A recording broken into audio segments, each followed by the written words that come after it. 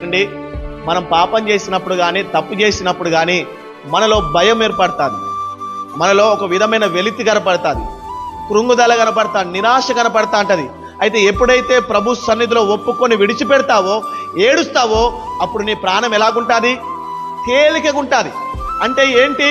ప్రభు నిన్ను ఓదార్చాడు, నువ్వు పశ్చాత్తాపడ్డావు, పాపాన్ని ఒప్పుకున్నావు, విడిచిపెట్టావు. అప్పుడు దేవుడు పాప క్షమాపణిచ్చి సమాధానం కలగజేస్తాడు. అందుకే దుఃఖపడువారు ధన్యులు. పాపము కొరకు, తమ ఆత్మస్థితి కొరకు ఎవరైతే దుఃఖపడతారో వారు ఖచ్చితంగా ధన్యులు. ఆస్తులు అంతస్తులు సంపాదించుకున్న వారు, మంచి మంచి బ్రాండ్ కార్లు కొనుక్కున్న వారు, మంచి మంచి వస్త్రాలు, ఐశ్వర్యాన్ని కూడబెట్టుకున్న వారు ధన్యులు కాదు.